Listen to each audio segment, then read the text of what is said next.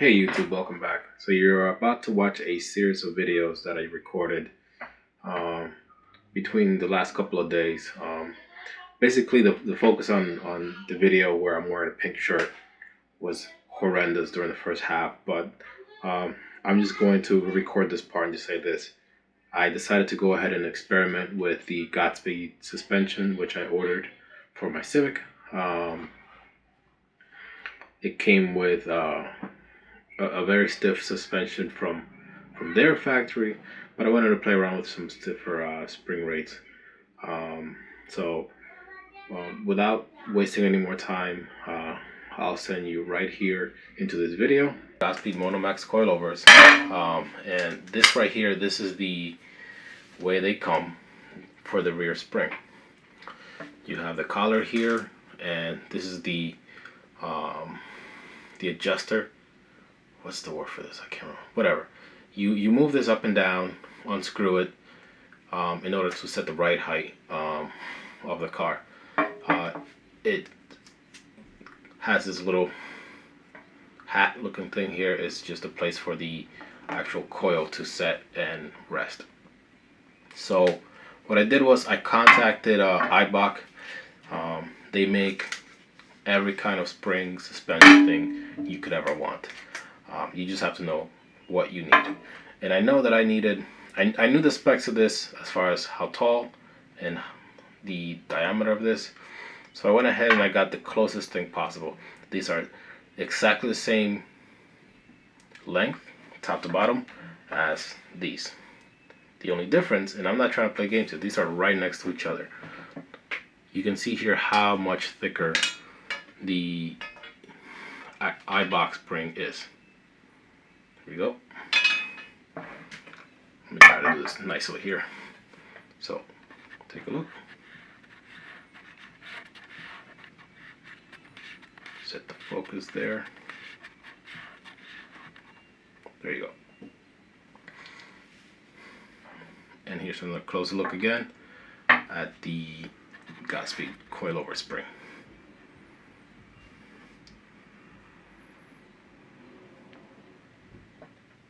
Anyway, what that really means is this spring is a 786 pound, oh let's say 800 pound spring. Very heavy for what you might ride on the street. So what I'm going to show you now, what it looks like under heavy cornering.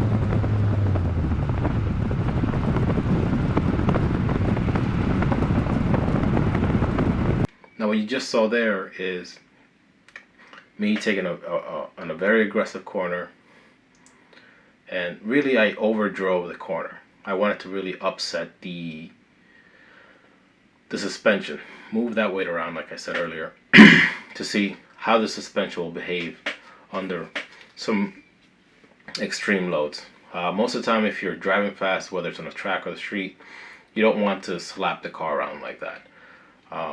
But anyway, so I'm going to go ahead now and install this puppy tonight, and I will do the same run, same trial, same test, which I'll play for you right here.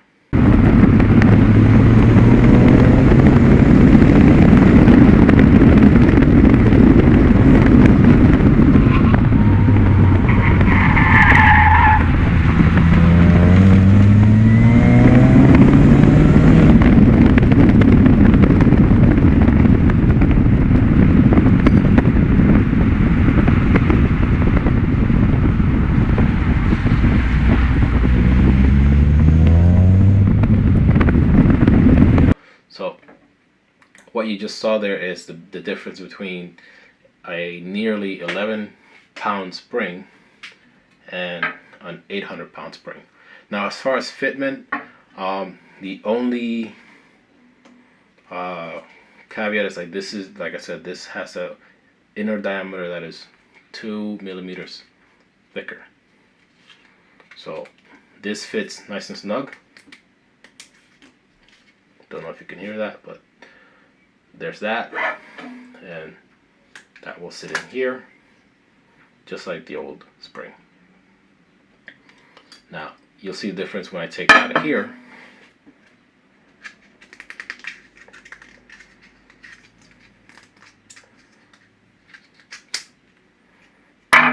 Much tighter. Now this one just comes in and out. That really doesn't worry me all that much, because the spring is not really built to twist like that. That's not what it'll do. It's just, it compresses down and comes back. If your spring is spinning like this, you're doing something wrong. Okay, so what did I get out of all of that? The one thing that I'll say is the video with me and Pink, there's no reaction to the upgrade, because I was in between upgrading. I was like, oh, I'm gonna get this, put this, here's a video. So anyway, this is a huge improvement on this coilover kit, and it cost me 150 bucks. It takes roughly about 15 minutes to swap out both springs, and you saw there how it affects and how it changes the way the rear suspension travels. The springs that come with Godspeed, I'll probably use them for the street. They're very comfortable. That's what I'll say. For a race setup, they're a very comfortable suspension, and at least for my taste. But this is a big improvement over the springs that came in, and I'm talking about putting in the Eibach springs. Night and day difference. Especially, I had to drive the car harder to get the car to sag, to get the car to get upset, and even then, mid corner, getting back on the gas, hitting the VTEC switch over, getting back into boost, the car didn't get upset. The car just sort of it turned in more. So in essence, it's almost driving like a rear-wheel drive car with a good suspension. So that's what I was looking for. That's what I thought I was going to get out of these Eibach springs. And what I'll do is I'll put a link in the description as to what's the part number. They're not paying me for this. This is just something that I decided to do because it's fun to test things out. And if you're wrong, you're wrong. Later on in a few months, maybe I'll do a quick video of how this has worked out over time, or how did it work out at the track.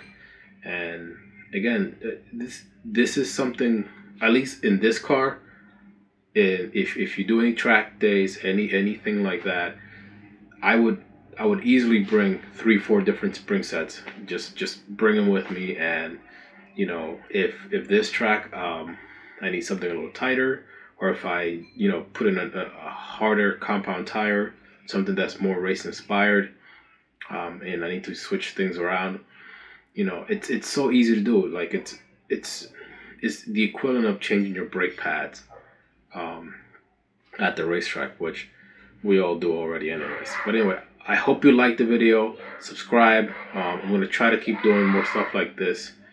And that's it. Peace out, people.